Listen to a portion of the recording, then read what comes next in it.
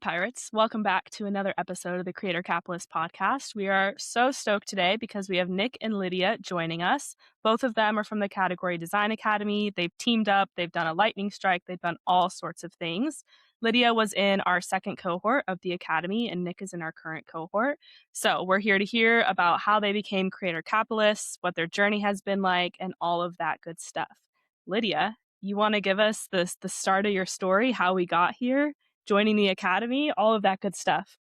Okay, so I joined the academy in October of 2024. When I received the email, I knew that the universe was talking to me. I often analogize this journey to Odysseus looking for Ithaca. I think I had been on my own odyssey for some time. And when that email came, it was as if, there's this literary technique that the Greek tragedists use, deus machina, which is when the gods swoop in to sort of help the hero and save them. And I felt that that's what happened to me. I had been following the category pirates for so long, reading. Every time I read a newsletter, every time I read a book, I just felt that it was speaking to me. So I wanted to be part of the academy. I had applied. It was the first when I applied the first time, I actually wasn't the right time. So when I received the email, it definitely was, because I was ready. I was ready to immerse myself in the academy. And so what had happened, so I kind of take a Hey, step Lydia, back. can you go a little more into like why wasn't at the right time? Like I think that's helpful because I think that's really powerful. What you're saying is that I think we're all very excited and confident about what the academy does, but timing is everything with that. So It really say more is. about that. Yeah. I mean, so I think I have to take a little bit of a step back because, when I reflect on my career, I've been in legal tech. So I'm a lawyer by profession, but soon when I went to law school, my dream was actually to become a maritime lawyer. I loved the law of the seas. I thought that it was so unique. What to be You mean able like to, pirate law? Is that what you mean? well, actually to defend captains and their shipping companies. But I do think it's interesting to have this journey because I know I was meant to be here, but I was I was really immersed in this. And I was working for solo practitioners that were practicing longshore and harbor workers' compensation law. I saw just the role that they had. They were the CFO, the CMO, they played every single role. But I discovered something that was extraordinary, which was legal technology. And when I discovered it, I thought it was the most amazing thing. This was at a time when no one was really using legal tech. And I soon decided that I would start learning everything about it. And I really believe that at that time, I saw the power of what was to happen, especially now in this age of AI, what was extraordinary. I went to work after law school. I found myself in a huge warehouse reading thousands of contracts. And I thought to myself, there has to be a better way. And I thought, is this going to be my life? And it was so interesting because right at that time, my former employer, when I was in law school, contacted me and said, there's an opening to work with law firms in San Francisco, really driving adoption of legal technology. And I thought, again, the universe is speaking to me. It was a big risk. Everyone in my family said, what are you going to do? You're not going to go practice law. And I decided that I wanted to make this my mission to transform how lawyers work. And that set off, I would say, a career that has spanned 26 years now of working with lawyers on law firms and government organizations and in-house counsel and how to use technology to transform how you work. I think so much of category design unlock new value. And I'm very lucky because at the time I did not realize that I've had the opportunity to work for every single category defining company in the legal tech space. Wow. Starting with Thomson Reuters, 76% market share. I was so lucky to lead marketing for the flagship product, the next generation of legal research. I worked with an incredible team. At that time, we embedded in AI, machine learning, NLP, things that people really didn't talk about, but I was learning about them and the power of data. And then decided to go work at, I got the startup bug. I went to work at a company called Lex Machina, where we invented legal analytics for the law. nothing that had ever been done, an entirely new team just doing incredible things. And we were quickly acquired by LexisNexis. And to this day, they are the category king of legal analytics. I think the team did incredible work when I look back at how we brought that to, how we created the market. I'll say we created the market. And then since then, I've really been involved in legal technology, leading go to market. I'll say create the market, sales, customer success, and marketing. In 20, I worked for a financial and practice management company where we acquired 3 companies while I was there. It was incredible. We rebranded the company, just did great work. But I found myself kind of asking myself, what's next? And what do I need to do? I felt that, especially after the pandemic, you're building and scaling, building and scaling. You're in the sort of the grind of it. And especially as a leader and as a woman leader, I thought there's more that I need to be doing. And so while Mm. I've always been an advocate of women in leadership, sponsorship, all of that, I felt that it was time to think about something different. So I stepped away for a bit to really reflect on that journey. And that's when the category pirates came into my life, when it was time for me to find and tap into that creative part of me, which I hadn't lost, I think. So the And timing was really well in sync. You had decided without necessarily calling it that to become a creator capitalist. You found the category pirates, and then one thing led to another, and then you joined the academy. And there's yeah. I mean, I had felt like I just felt that there was something else I needed to do. My family, everyone saw me delivering all this value for companies and people I worked with.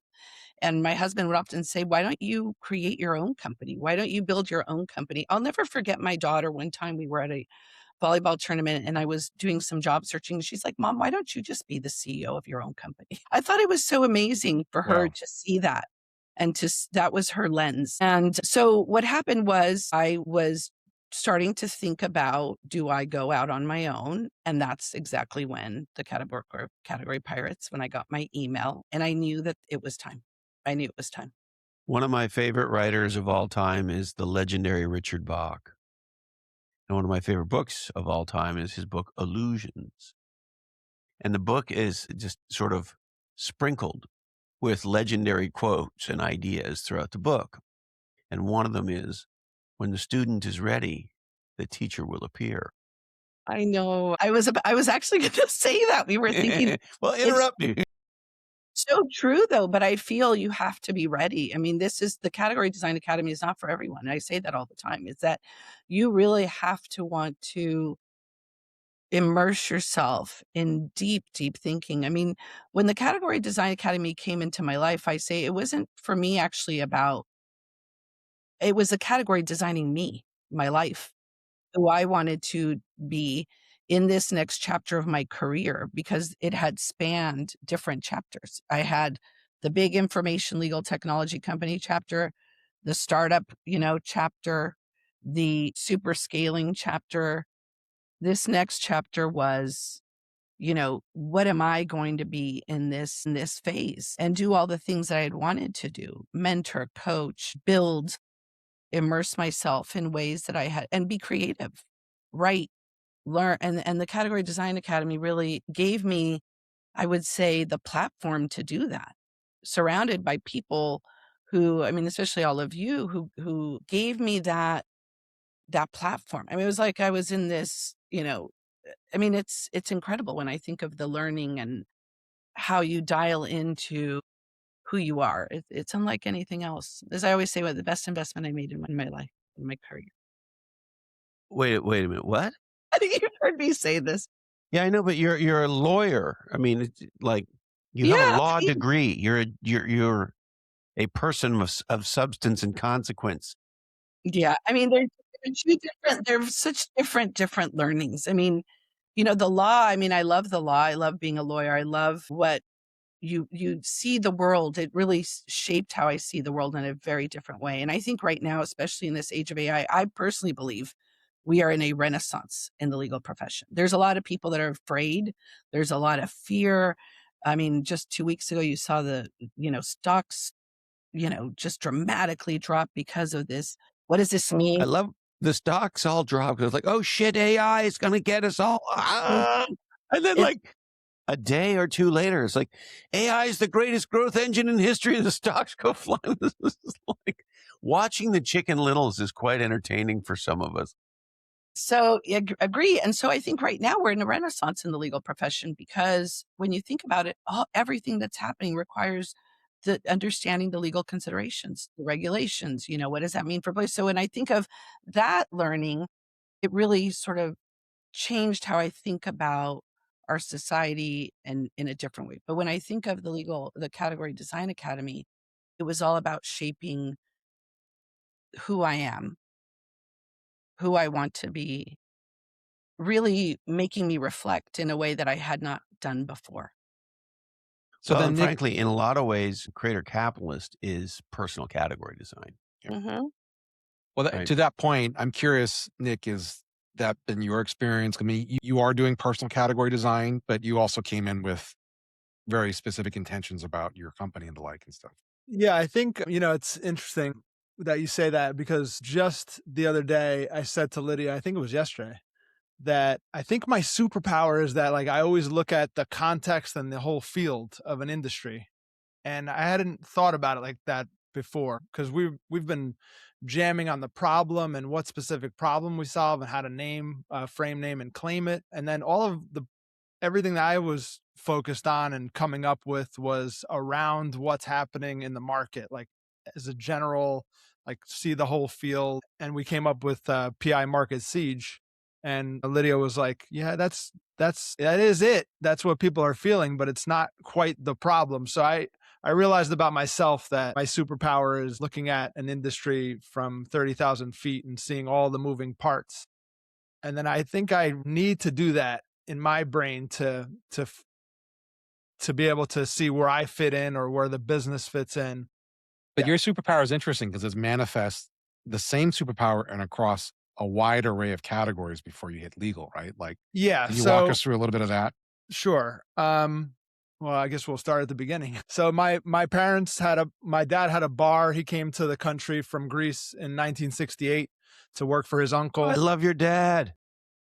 Yeah, he had a bar. Greek dudes with bars. Excellent. Yeah, I agree. So it was a blue collar bar up the street from a General Motors assembly plant that had been in the family since the late 30s, maybe early 40s, but it was there for a very, very long time. And like I wrote about recently, that they had almost a legally protected moat, because they weren't giving out liquor licenses to everyone on the block. So they had a competitive advantage, and it was sustainable for decades.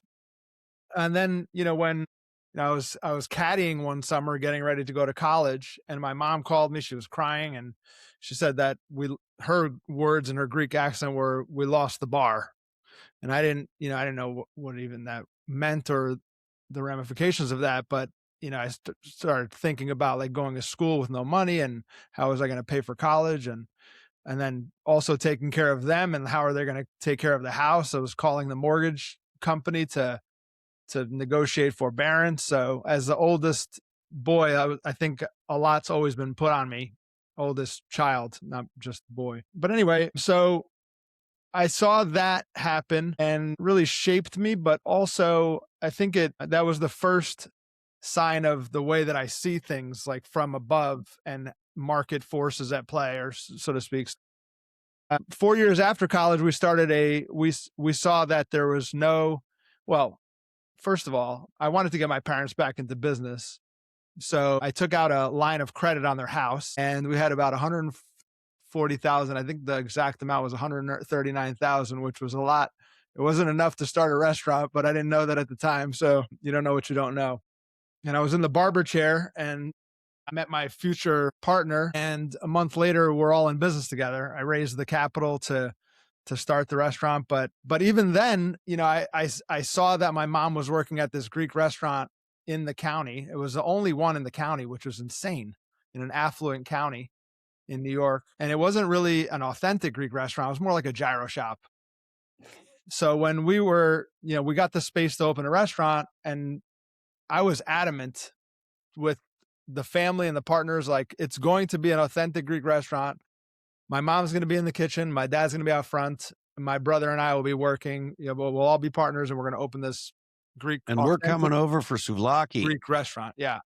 Right our now, category, you're making me hungry. I didn't have breakfast this morning. It's like, I'm hungry. Keep talking to me about Greek food. I get people hungry a lot because my brother's a chef, and I love to talk about food. But I love Greek food, and I love food.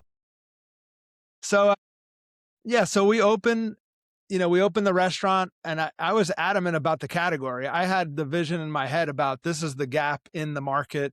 This is going to hit. I have no doubt about it. If I'm, putting up all of my family's money, this is what we're doing. And I really wouldn't budge on the category. Like, I had it in my head that it was going to be authentic Greek, but like internally it was like peasant Greek food, not, pretentious or everyday family style, like your grandma would make. Greek food. Yeah. Like a feast. Yeah. You're coming into our house and you're going to be one of us for the day. So we opened after 13 months of construction. It was not nearly enough money to open, but I negotiated with partners and kept our percentages and all that, and finally got the place open. And 3 days in a row, we ran out of food. We had gone 13 months with no income, so we were just like, as soon as we got the C of O, we were like, we're opening tomorrow. We need more tzatziki. We need more lamb. Things were still coming out of the boxes, and we were serving customers. But the first 2 days was free friends and family, so it was kind of fine. People expected it to be rough. And then on the Sunday, it was June 5th, 2005, we opened to the public, and it was an absolute nightmare. It was a nightmare in the fact that it was just chaotic, and we ran out of food again. So I had to make an announcement that we're going back to tastings and everything is free. And so it was an absolute hit. But I think that showed me that the power of categories. I didn't know it at the time, but to be the only one in the category is a very special position to be in. Well, and it's so interesting. First of all, that's an amazing story. Love it. Love everything about it. We love restaurants. We love food. Pretty much the only places we ever eat, certainly around here, are family owned, small, etc. So love all of that. And then the other interesting thing about that is we use this as a category design example all the time. So if I say to you, I got to come up. Here's another one, a name that doesn't tell you what the restaurant is. If I say, you guys want to go out tonight to one of our favorite restaurants? It's called Lillian's. What's the first question most people would ask if somebody said, hey, you want to go out to our favorite restaurant or one of our favorite restaurants, Lillian's? Type of food. Yeah. Thank you. And so this is the aha. What's and the this category? Is why, exactly. This is why you're an intuitive category designer. And small business people have to do this. They understand. Look, notice the following.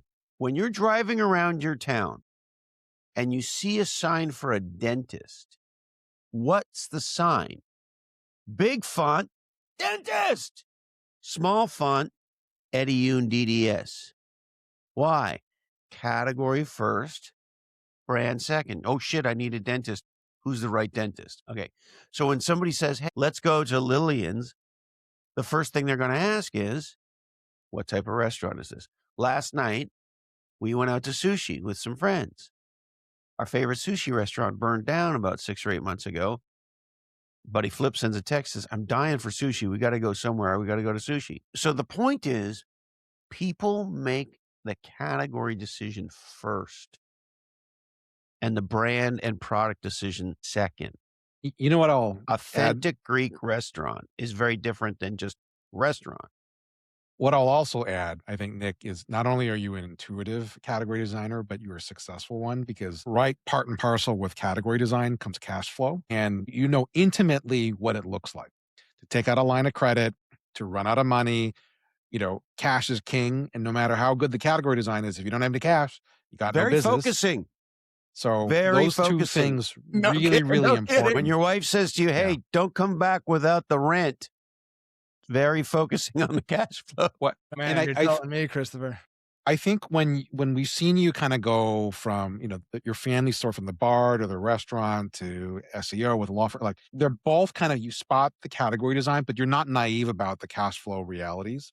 And those two things, I think, make you a really powerful and successful category designer. As we want to get into the strike that you guys did together, that is seems like it's very positive from a cash flow perspective. But keep going with your story. But like I just want to, because we want to get to the point where you guys Yeah. kind of No, I'll keep it short on my side, but I will say that Lydia and I were just jamming on this the other day, and her superpower, her category is revenue science.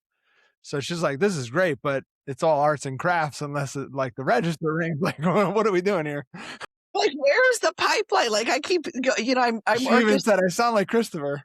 The math, I go, here's all the pipeline, it's orchestrating the system essentially, right? To make sure that we can create repeatable, scalable growth. Yeah. So I'm always, looking at the context, and then, Lydia's bringing me back down to earth. So it's a very good, I did it actually this morning when we were talking. We were talking about, so I said, Nick, I think this is a lot of stuff going on. We got Yeah, no. So I get both sides. Like my head's in the clouds usually, or looking at things from a big picture perspective. But I also understand, because I've been CFO for every business that I've had, that what are we doing here? So I at the towards the end of the restaurant, well, my time at the restaurant, I taught myself SEO with a little home study course, and when we opened a second location. And it didn't go quite right. And, by that point, there were 6 or 7 different authentic Greek restaurants that were calling themselves authentic Greek restaurants. So it wasn't like it was at the beginning. So I decided once we left that second, I negotiated the buyout of the second one because the partnership wasn't quite right and wasn't the same name. It was different. They had a different vision for it. So I got my family out of that one, and I decided not to go back to the original location.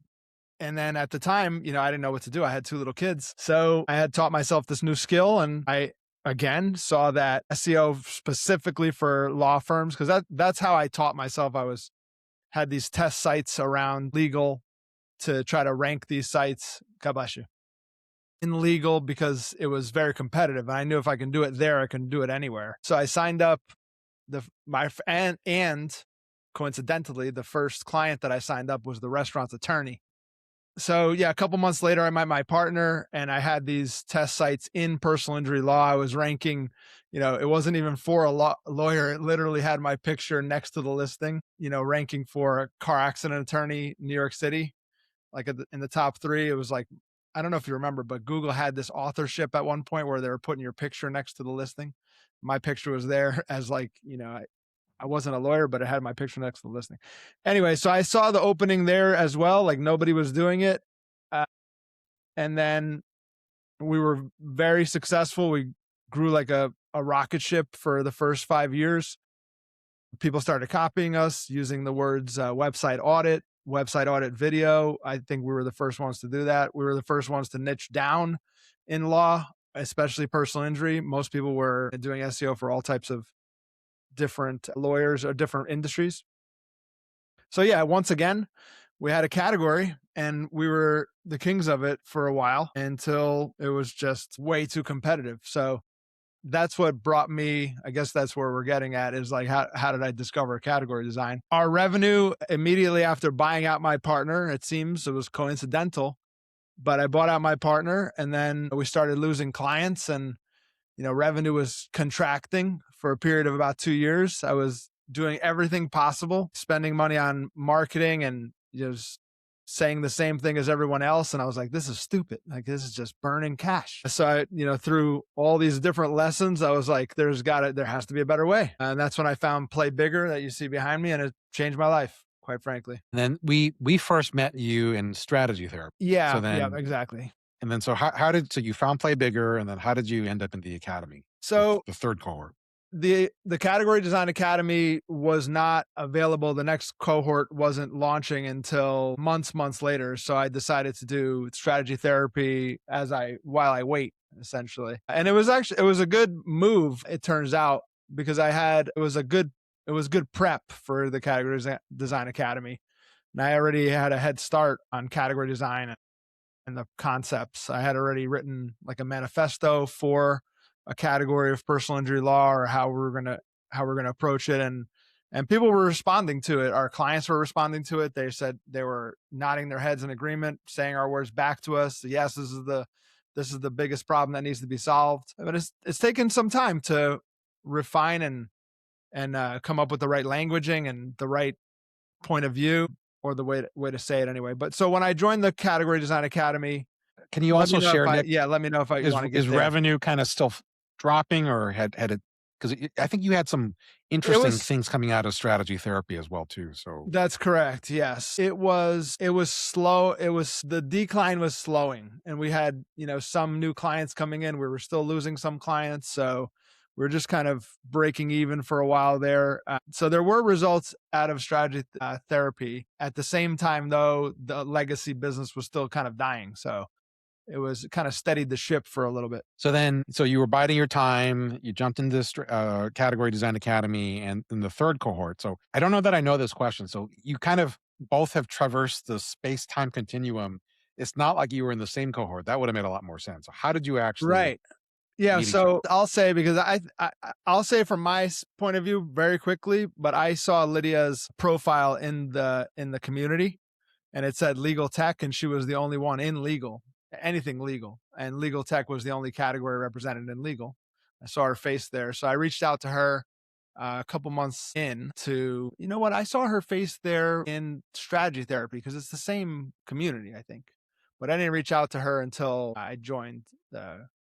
No, actually, we spoke beforehand, and she was like, "You're going to love Category Design Academies." Yeah, so she kind of talked me. Well, she confirmed that it was the way to go. Yeah. No, you asked me about it, but but I do remember, Eddie, you said you should talk to Nick because he's also legal. I didn't realize that.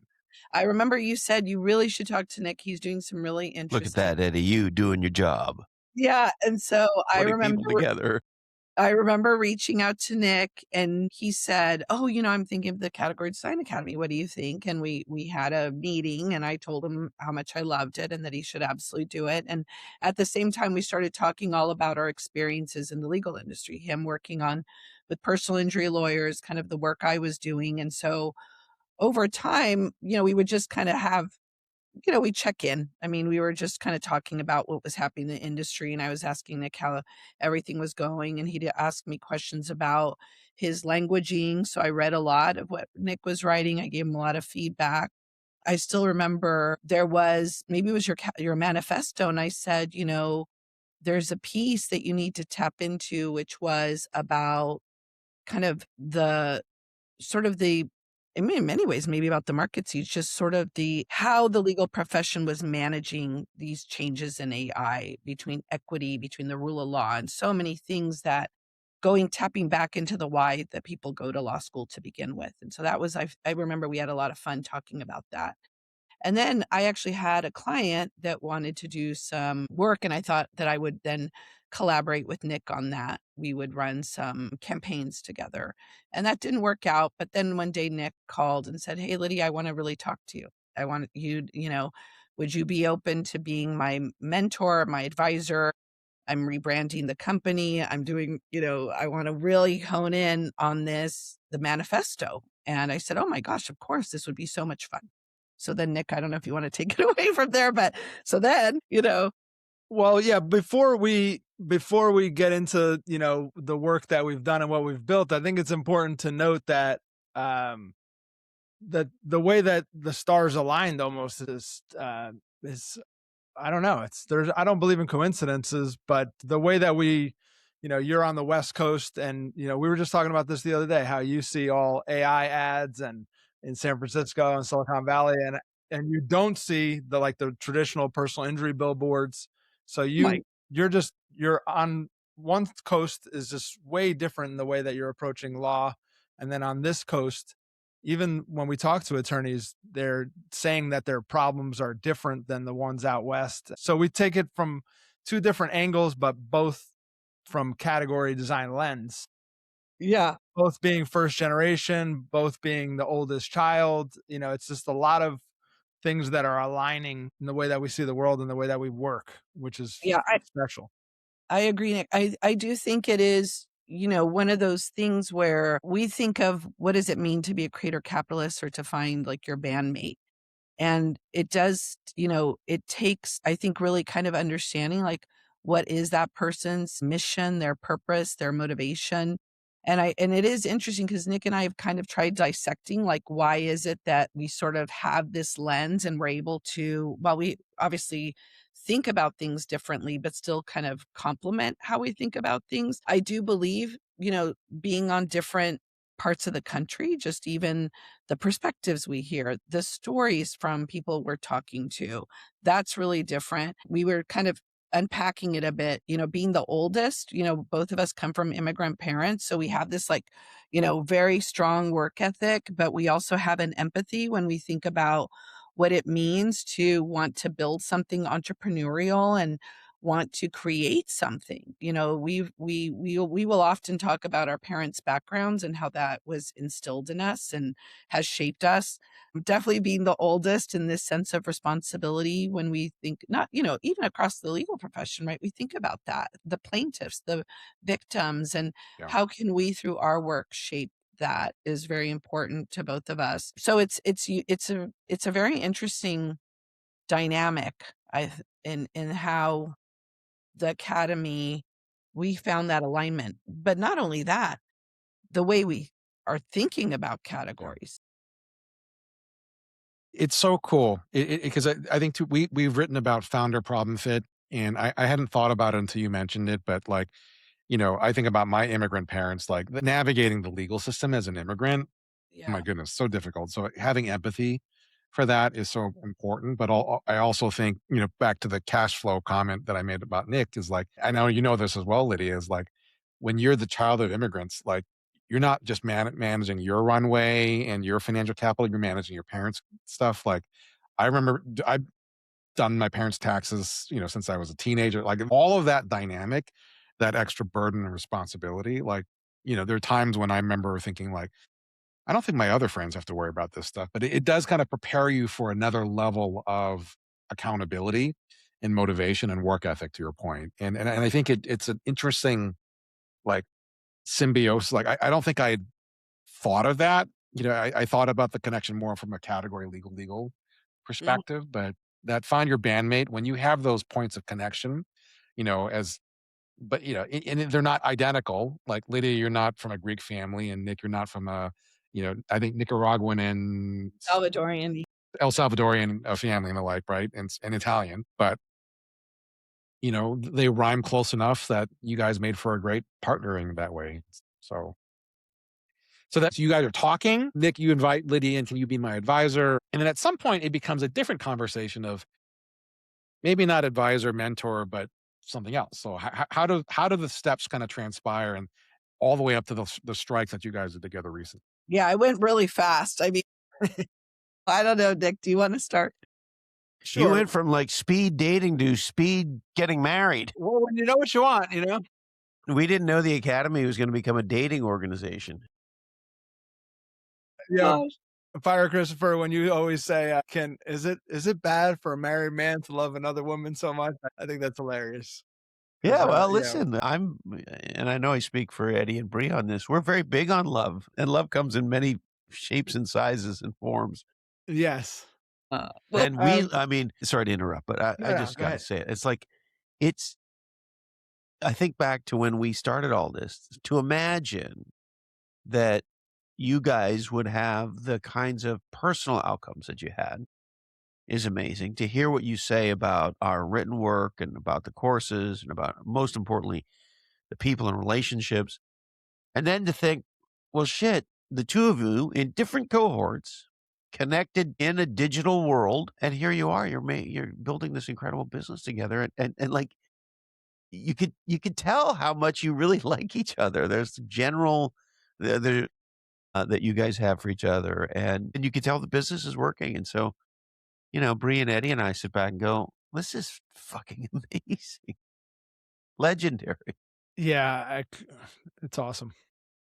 Well, and I think Sorry, go I'll ahead. tell you this. Sorry, Lydia. I have to. I want to say this because I think it's when I read Lydia's languaging framework. She was reading it to me one line at a time only 2 days ago for the category that we are going to launch.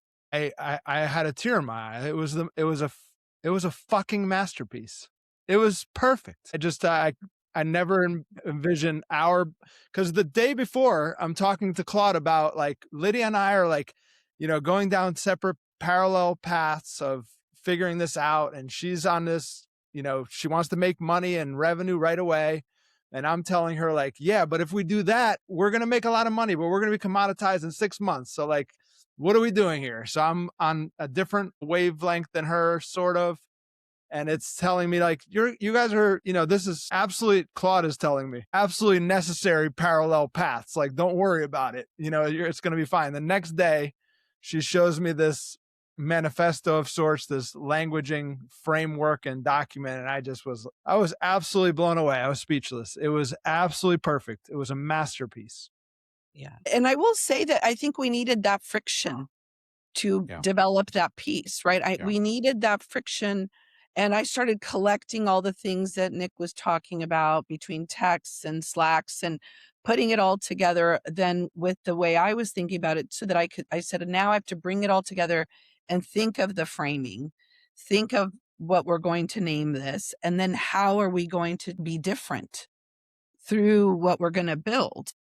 And then what are the outcomes that we want to deliver? So I think that's what's for me has been so fun is being able, and I will say there was added pressure, right? Nick's a fellow category designer that I said, now we're really putting this to the application because while I work with other founders on their categories, oftentimes I'm explaining or thinking, educating what is category design.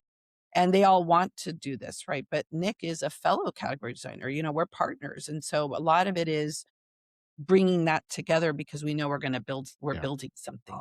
Your partners with commonality and complements. That's the part that's so cool about it. And we've talked about the commonality, but the complement of, I think Ed Catmull's book, Creativity Inc. about Pixar, he talks about great partners. Sometimes they look like they're having a tug of war, but they're really holding each other up, which is Lydia has to pull on, hey, we need revenue now. And Nick, you have to pull on but we don't want to be commoditized in the long run with it, right? And those are two things that are both things are true at the same time. Now, the way that you're describing it does not sound like a typical will you mentor or coach me? So it sounds like you guys were functioning like partners before you actually became partners. Is that right? And like how did that all transpire?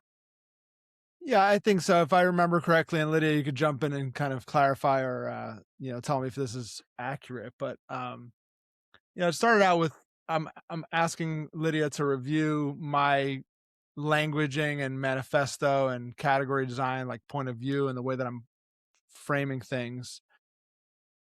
And at the same time, though, I was learning about collaborations, and it was really very interesting to me, this framework of collaborating with people rather than having to hire someone. I mean, mostly because we're running out of money.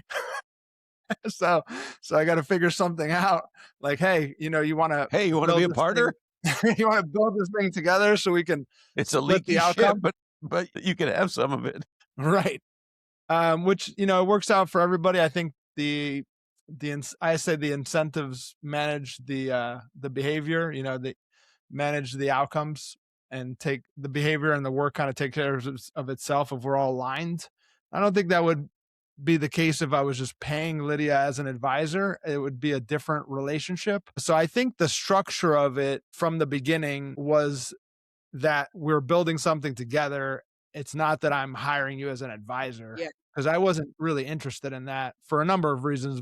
Obviously, we're running out of money, but also I wanted more of a thinking partner rather than somebody that was going to come in and out of my life or the organization. Exactly, Nick. Exactly. And I think that a lot of it too was just sort of shaping this together. But then along the way, Nick said, we're rebranding the company, and he now was going to be the sole owner. And well, there were two things actually. Nick was working on his own category like who is he, like what you wanted to uncover as your superpower, and then the company. And so partly was kind of looking at both of those. But then all of a sudden, Nick said, we're going to rebrand. And we were like, let's do it, And I said, when do you want to rebrand? He said, in a few weeks. I said, okay, well, let's jump in. I've rebranded companies in, short amount of time. And what does this involve? And he said, and then we're going to launch this. I said, okay, great. When do you want to launch this? In a few weeks. And then by happenstance, I said, oh, there's a conference. Well, yeah. So that came first, by the way. It was around the new year. You were like, I think we should go to this conference. It was 2 weeks away. Yeah. So yeah, well, but to Lydia's point, there was a lot going on. Like I was at the end of buying out my partner, meaning paying him off, and it was going to be mine right at the same time. So I didn't think the old name or just the tie to the old category was appropriate. Exactly. So if we're going to do this, we might as well do it right and do it well. Exactly. And I think that brought in the storytelling of what was Lost Shift, like what was the mission going to be, what was the category, and then Nick's story, like as the founder, we needed to tell that story, and then what was the future? I mean, it was really it's incredible when you think of how it all kind of came together. And then then we orchestrated the lightning strike around the conference. So then, okay, so let me just walk through this. You have kind of acquaintances, in common, advisor / mentor, kind of a little bit more formal, but not necessarily commercial just yet. And then Nick, you go through it. You're going to clean up the cap table. You bought out your other partner.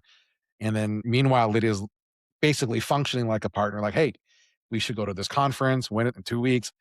And then it seems like they're all kind of simultaneous.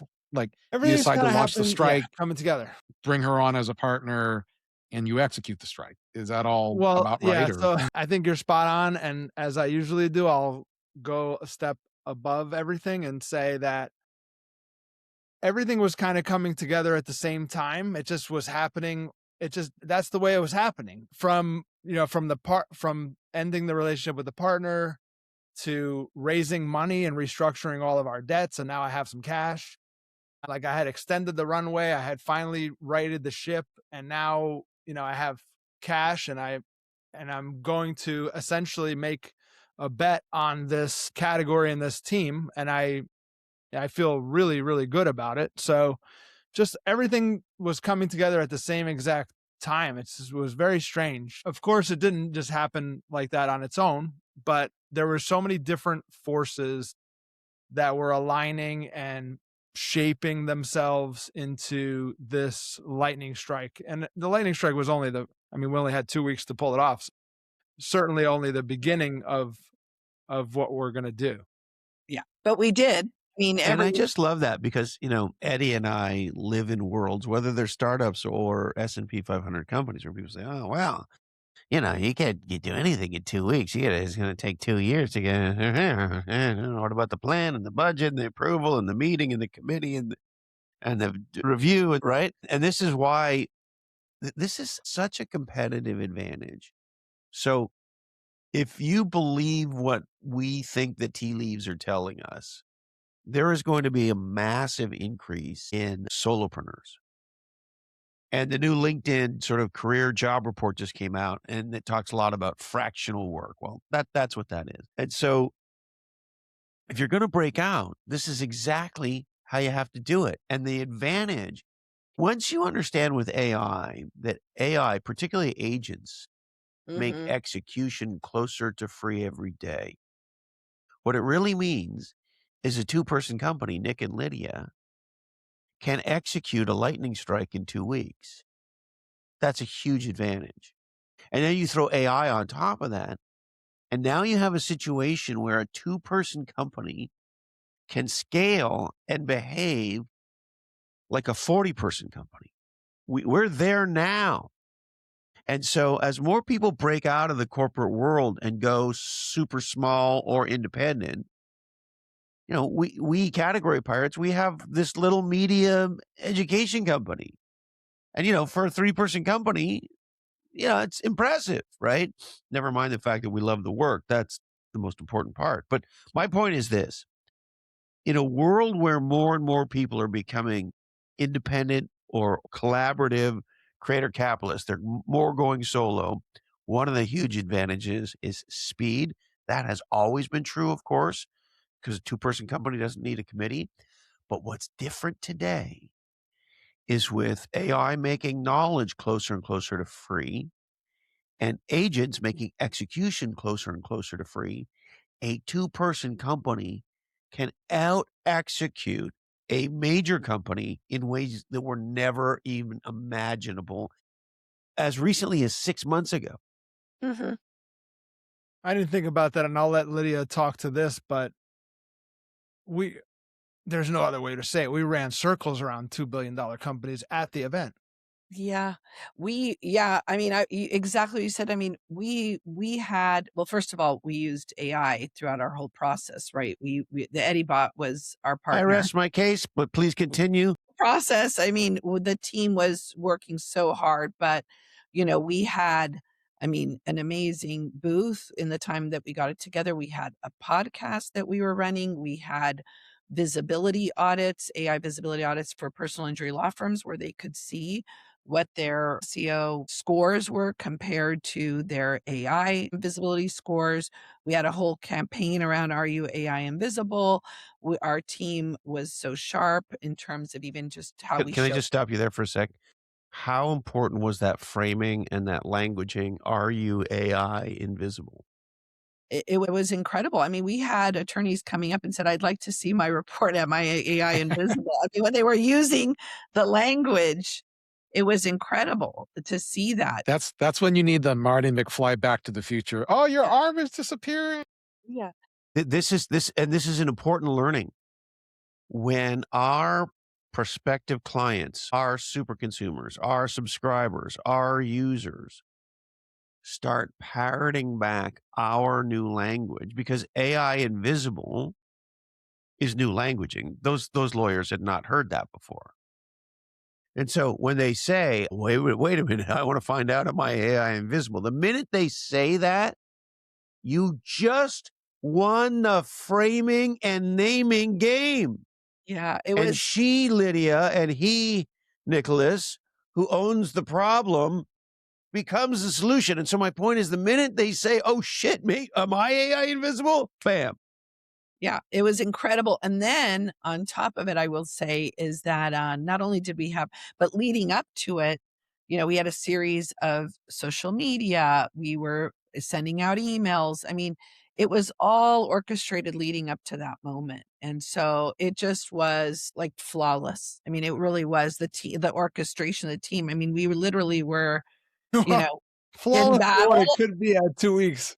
Yeah, it was, Incredible. As it was like flawless a as could be. campaign. We're in the trenches. Yeah, like everyone was I in it, looked and at it you at was. one point, Lydia, and you like when we got there, we were already tired, and then the event started, and we were like, "My God, what is happening?"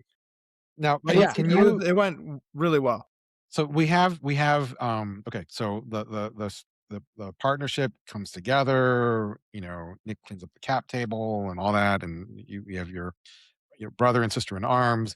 You decide to do the lightning strike. You have the framing. AI, are you AI invisible? You have the diagnostic that we haven't talked about yet. I'm sure yes. we will. But like I don't know if you share as much as you're comfortable with, but like, I mean, Nick, as the CFO running, like you're watching the cash burn and all that. I just want to make sure that people understand like what you did was an immense amount of work in a short amount of time.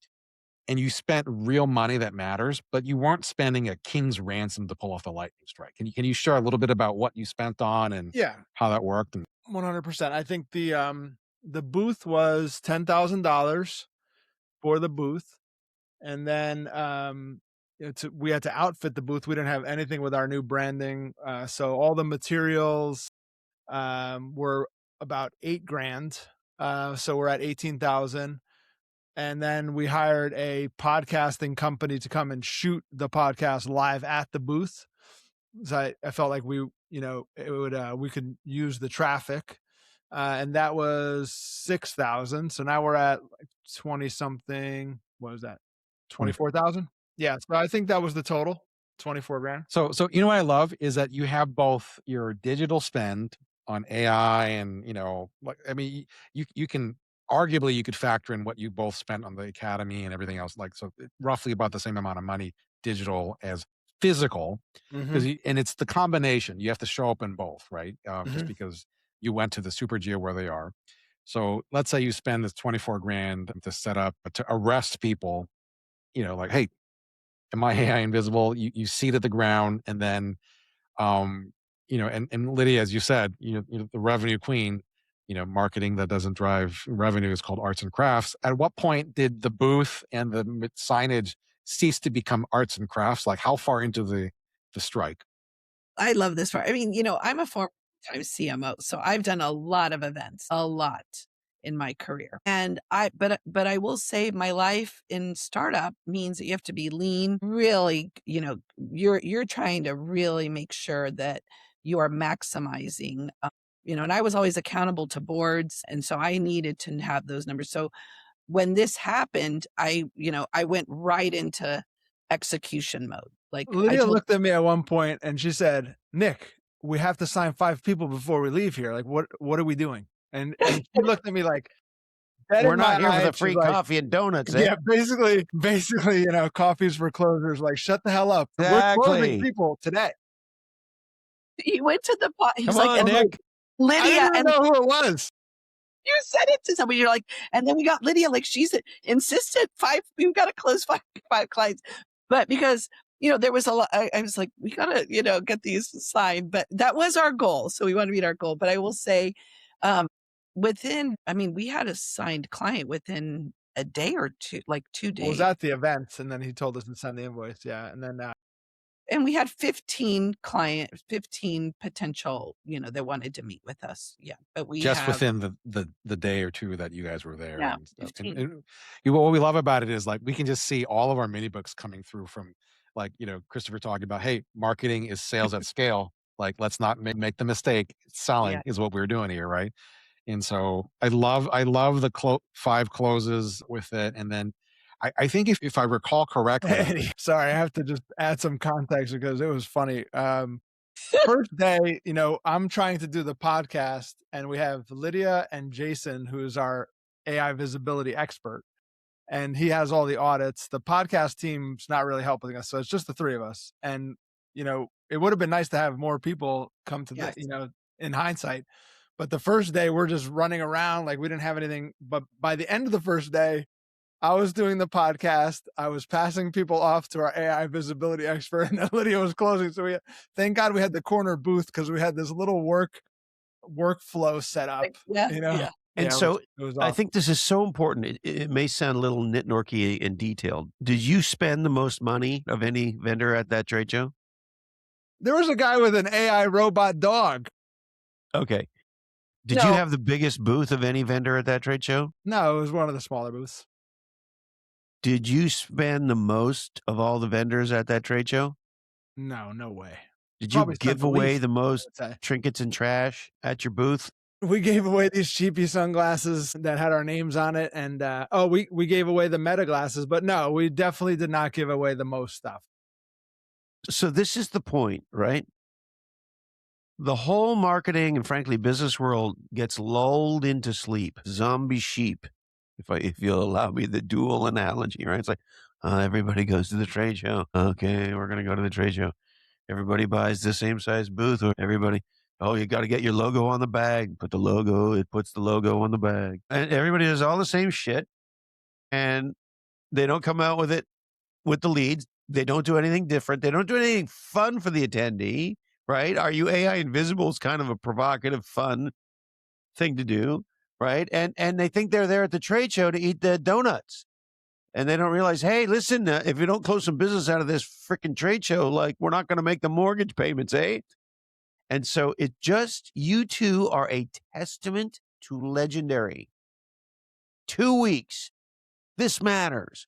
We are going to use brains and creativity and fun and non-obvious thinking and category design principles. And we're going to show up and we're going to hijack this show in 2 weeks with hardly any money, need an honor, and you did it. Well, and you would have loved, because actually when we designed the booth, Nick said, Pirate Christopher says dentist. And then we even used that approach on the back of, Law Shift AI Business Development. I mean, we ended up putting the logo bigger, but it was fascinating, the whole thing. I mean, it was as if everything we had learned came to life. I mean, it was incredible. It was really incredible. I'm going to cry. We just had the time. Eduardo, our babies have grown up and left the nest. We kept thinking that the whole time. We said, what would the pirates say? And even everything that we did was centered around this idea of AI Invisible, between the meta glasses and the unboxing that Nick did, where there was a whole unboxing video of the meta glasses. And, you should have seen people, even how they reacted to the meta glasses. It was incredible. The sunglasses, it was just, the whole thing was really fun. Well, and so to Christopher's point, you're not dropping the most money, making the biggest splash. And what that also enables you to do is, and you don't have to when your problem in your POV is so sharp as it is there, right? But then, Nick, just with the one client that you guys signed there, I mean, you're almost immediately and well cash flow positive on the strike, if my understanding is correct. Yeah, the first client paid for the strike. Boom. Just while you're there. The first client is what, $82,000 recurring annual, $85,000, something like that. Amazing. Now you have a playbook. You have all these leads to chase down. There's going to be. It won't be. I think my hydrofacial folks, when Clint Carnell was running it, he would say that their strikes where they were giving away facials made 4.5 times the strike cost and revenue within 9 months. And so I would expect that to be. You guys should shoot well past that. I really think it's going to be, without stretching, it's a $300,000 a year return. Amazing. So you're talking about, that's what?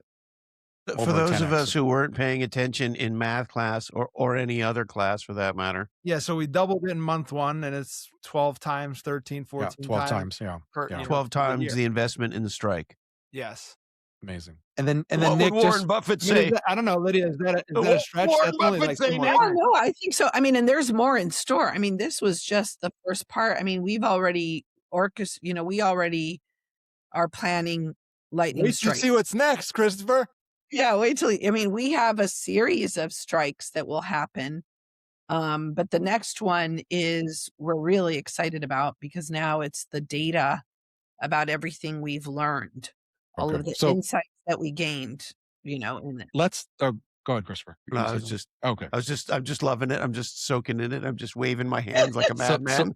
So let's do two things. I think I want to hear about what's next for sure, right?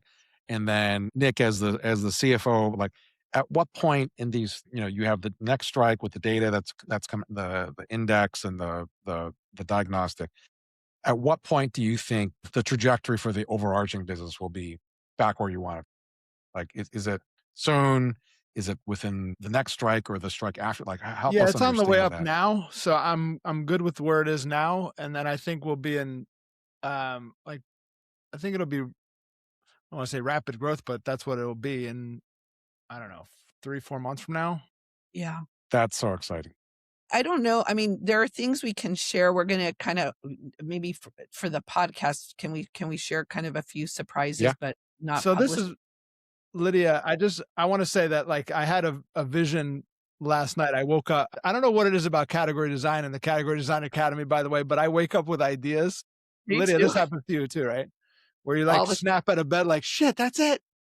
Welcome to my hell. Now, Really? now you have squirrels juggling chainsaws in your head. Sunday was texting me all day while I was, and I'm like, Nick, you have to give yourself a break. Like the break. I mean, because you do. I told him you get so involved in your thinking. It's like a pattern where, you get on this. I have the book over there, Thinker's High, and then get right next to me. It becomes almost too much, and then at the end of the day, you're just like crash out. But then the next morning, you're like, shit, that's it. So why don't you? Sometimes I get these texts from Eddie, and I'm like, oh, he's doing it again. He's doing it really? again. Oh, so it's not just us. Okay. Not just you. No. We throw the squirrels juggling chainsaws at each other across the internet all the time. So I had this vision this morning when I woke up that, like the demand that is going to come from the framework that we put together is going to be so great. It's nothing like that I've ever seen before in my business career. Amazing. Well, why don't you share the one that you want public? We can keep the secret stuff offline, but like the one that you want to let people know about, that they should be looking for. The strike? Yeah. Lydia.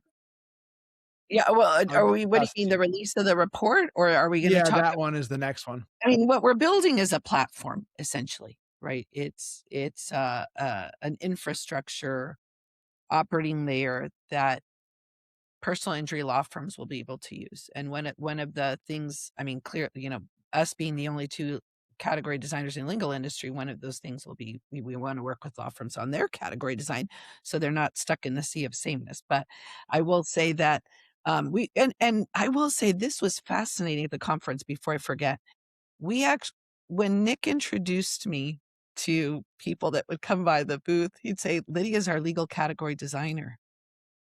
And they'd look like kind of, "What's that?" And he'd say, "She's the legal category designer of the company." And I always felt so, Well, so one guy freaked out. He was like, he grabbed you. he did. So we were at this event, and he starts going, "Can I talk to you about what you do?" I said, I wouldn't "Sure." name his category Lydia, but because he's And building it, but he's thinking this way. he goes, "I really am interested in category design. Like, that was so interesting. Can you tell me about that?" Completely fascinated. Yeah, he was like, I have a new thing. It's going to be a new category. He's so excited about it. And he wanted to talk to me about it. I mean, it was amazing. So anyway, so we're working on different things. But right now, our next big strike is we are taking all of the data from the 80 law firms that we analyzed, and looking at all of these different data points from SEO in the past, so before just technical data. We're looking at just a variety of data points and then comparing it to AI visibility. And so we have started gathering all that data. We're going to look at compare not only those data points, but then by region, by attorney size. We're going to look and start to pull data on settlements and judgments that is publicly available to start to see what insight we can uncover. And it's going to be you guys have, this is the interesting thing. So when people lock in on a radically different set of insights, on a radically different set of points of view, because they frame, named, and claimed problems in powerful, and I'm going to say this on purpose, simple ways that resonate. Once you get into it, like everything you guys just said is, once you get into it, you realize, wow, the intellectual capital to be mined here is insane. Eddie and I could never have thought that we'd be 6 years into writing nonstop about category design and 15 books. Like it's batshit, right? And so, but this is what happens when you strike gold. And when you're smart and non-obvious and you know how to freaking think, all of a sudden your ability to create radically valuable intellectual capital, IC, becomes more and more obvious to you every day. And with AI as a partner, right, to vibe create, you get exponential IC. And so here you are, two people who frame, named, and claimed a problem that nobody was talking about that turns out is a massive problem. And you've unearthed like 10 years worth of intellectual capital to be mined. It turns out is highly, highly valuable to the super consumer you want to serve, which is, of course, legal firms. Yeah. So I'll give you an example. We're comparing I had to write it down real quick. Content, authority, technical, and UX signals in their former worlds, all their investment compared to now AI visibility. To share with you, this is fascinating. All of the people, all of the law firms that invested heavily in their SEO, their median score for AI visibility is 0. 0. It had a 0.076 correlation between SEO authority and AI visibility. And so AI is completely. So that's not what people are saying. People are saying that this is the new SEO, that just build these authority signals and then AI will pick you up. Well, that's not what we're seeing. Exactly. And what's happening? No, because AI, of course, doesn't respond merely to, we could call them dumb signals, Correct. Yeah. right? Exactly. SEO does. Well, so Lydia, before I want to share this really quick tidbit. You're going to love this. Talking about intellectual capital, Christopher. Intellectual capital, by the way, and the royalties on intellectual capital are taxed way less. So now I have the company paying me on intellectual capital at 15% of whatever royalties are, so that it's not a W-2 income. Well, how do you like that? So that's a bonus. Pays It's a bonus to be a creator have the capitalist. CFO brain. Yeah, exactly. See, I did all not that know that. figuring out how to get that freaking Greek restaurant back up and running pays off. Nice. From your lips But to you know, God's ears. Yeah, a little tax swizzle here. we're getting all of the data Not ready. tax advice, Christopher. Yeah. I We have to understand. have lots of tax problems. That's what Christopher says. We're going to have, we're going to do so great. We're going to have lots of tax You're problems. going to have lots of tax problems. For Yeah. sure. So, Yes, but our dream for all of our friends and frankly, every entrepreneurial and creative person who's trying to build a different future in the world, tax problems. yes. So what's fascinating with what we're already seeing, at least who we've met, is we kind of have two geos, right? Super geos. One is the attorney who had market or has market dominance. They really want to keep this. Like they want to be the one that is recommended by AI. And then we have another group who keeps up, wakes up at night. How am I going to get those new cases in? How am I going to, manage this? So, it's our goal is to help them be recommended, be able to continue to have some certainty to where their new cases are going to come from. But I will say that in the data that we did, in my old world, if I was trying to analyze something like this, it would have taken at least 3 weeks, lots of charts, lots of analysis. And I used, chat. I'm having the same experience. Nick, 100%. you used Manus. I think we kind of compared, right? The data, the speed at which we got the data to unlock all of that information is extraordinary. It was extraordinary. Our pricing partner was able to build this calculator based on previous authority, based on their geo and population, the number of attorneys that should be in the area versus the number of attorneys that are in the area. So like to see the difficulty of the market. And then we put all that stuff in there and he spits out a price. It's just fascinating. And the reality, what you guys are doing is existential.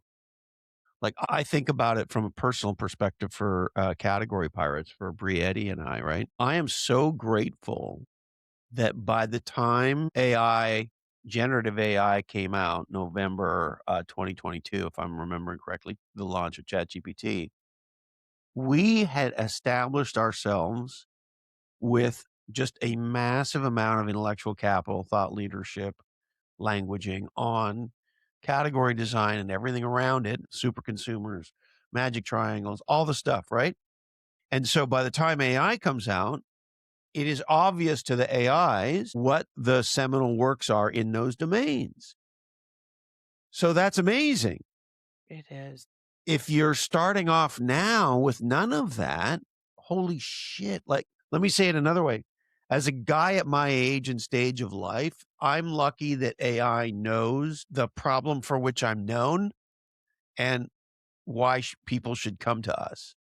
Mhm. We're established. We're category kings in our category, and it's undeniable. And I'm glad in the post-AI world that we got that done in the pre-AI world. And if that was not the case, Brie, Eddie, and I would be coming to Lydia and Nick going, holy shit, we're AI invisible, and this is an existential threat. Yeah. I was going to say, for me, I love data. I geek out on data. I have, when I think of Eddie likes to bathe in data. Yeah, I love data. And I feel when I was working on the analysis of this, I thought, I am so lucky that I love data before AI and that I knew how to think about it because now AI is actually my thinking partner in data. I actually wrote to chat and said, I want to create box plots. I know that sounds really nerdy and geeky, but I want you to create box plots so that I can see the medians and the outliers.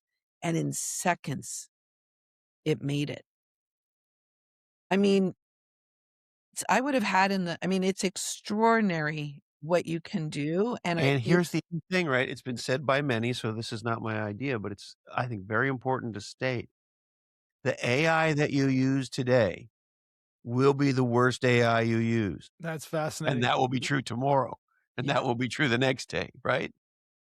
So I uploaded this thing called the mental models recipe skill in Claude, and Yeah. now it gives me the answer that it would naturally give me, but then it goes through an analysis of the mental models that are relevant to the question and gives me an enhanced answer based on like what I basically should have asked to get what I'm after.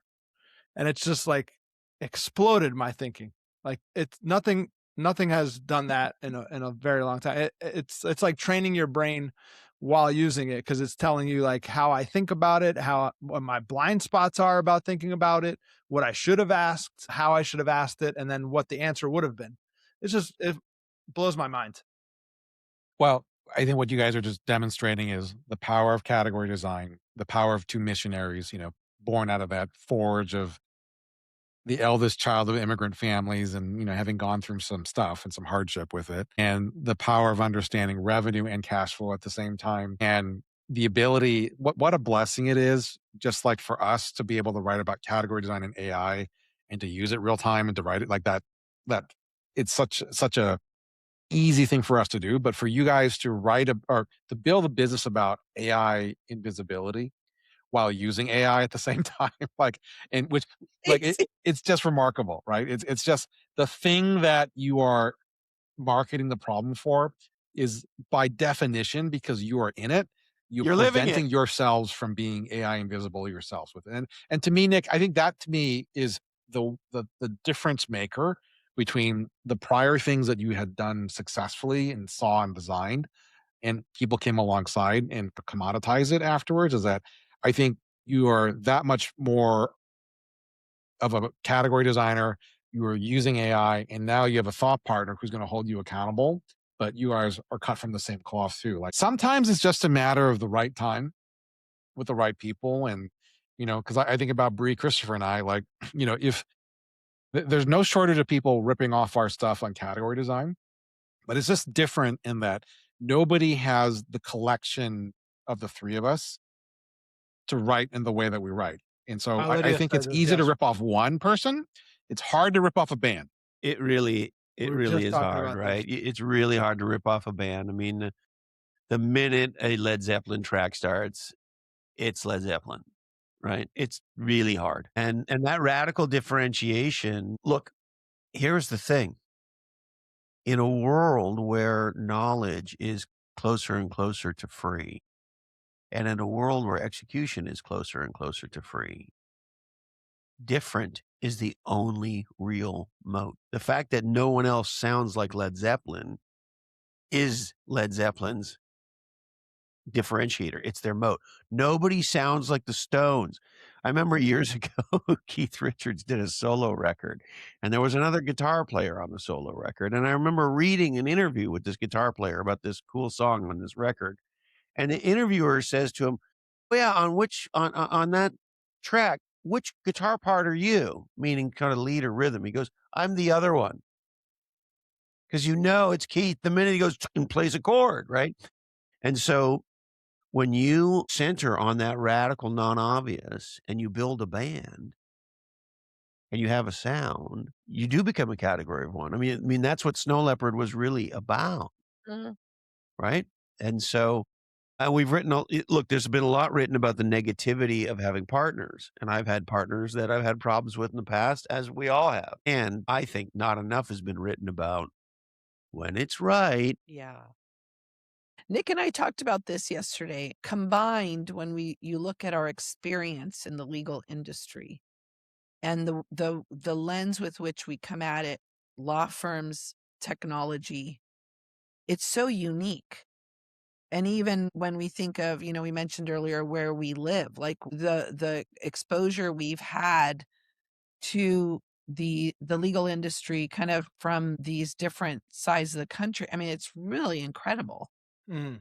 that the lens with which we think about things, but also when someone asks us for advice. I mean, we were at the conference and there was an attorney who asked me, I don't know how we started talking about robots. And I said, oh, well, I live at, I'm really into robotics and this and that. And he said, really? He goes, I said, yeah, have you learned about this latest, figure? And he said, no, I would love to learn about this. And all of a sudden I learned that this attorney, how intrigued he was, right, with just technology. And so we tapped into a whole other conversation, but it's one of those things. I feel so fortunate that Nick and I get to talk about this stuff, right? Just what's happening I and think it's share. really, Lydia, it's amazing. I think it's important to know that you and I individually have done so much work on our own Yes. superpower in the Category Design Academy and outside of it, to know like who we are individually, so that when we found each other, we knew that it was a match. Whereas, in my former partnerships, they might have been good for me at the time. But looking back, like if I knew then what I know now, I would have never formed those partnerships. But it's just a matter of kind of finding yourself to then Yes. find your bandmates, I think. Yeah. Because like when someone comes to me and they want a partner and they start talking about competitors, I go, I don't do that. I know. We create categories. Like we're the category, kings and queens, right? Like we're We not, care about those people, competitors. I'm not trying to figure out what others are doing. Like we're doing so I think Nick and I really approach it that way. Like this is what we want to be different. And And I think many people would look at us or anyone and try to copy success or copy what we're doing. And the point of category design, in my opinion, is, that what makes you unique, what makes you special, what is your superpower that no one else can copy, because every single person has it.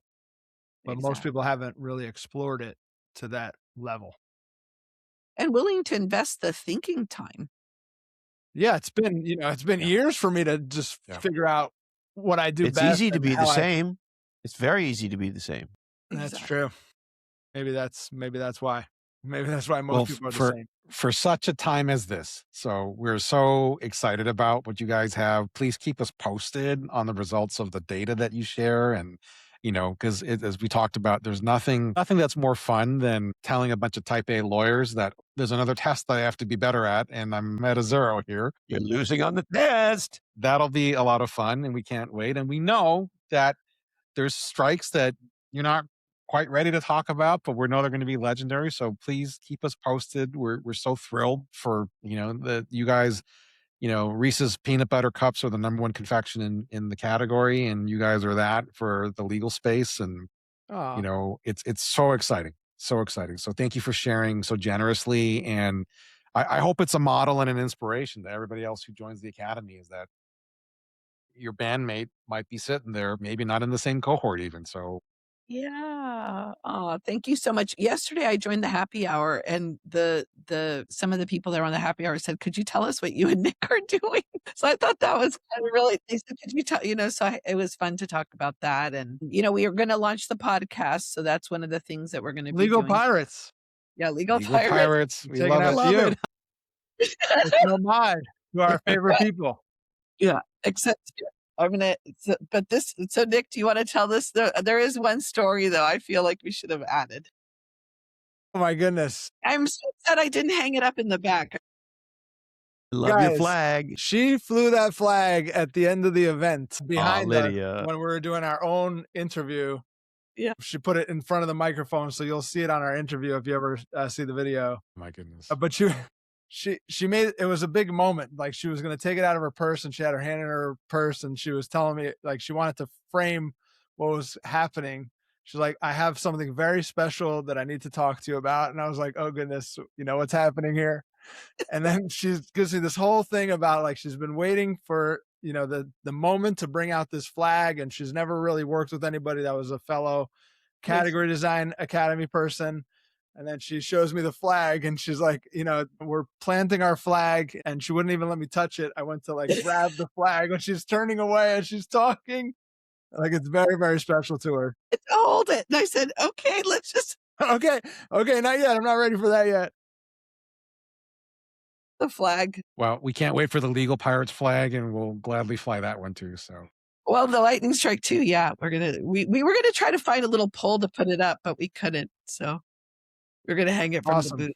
We'll have Guys, to we find. appreciate you more than Yeah. we could say in words. So thank you very much from We the are bottom so of my excited. heart. Thank you guys so much. We love all things Lydia and Nick. We're proud of you guys. We're stoked for you guys. We're excited for the difference you're making. We feel bad about the tax problems you're having and will have, but other than that, it's awesome. You're legendary. We're so honored. We're so honored. It's such, I mean, this is such an amazing experience and so transformative. And just to even be part of Creator Capitalist, the book, I mean, I still, I mean, every day I think about it and I go, I can't believe this is all happening. It's so incredible. It's so Well, incredible. thank you for your contributions. Thanks, guys.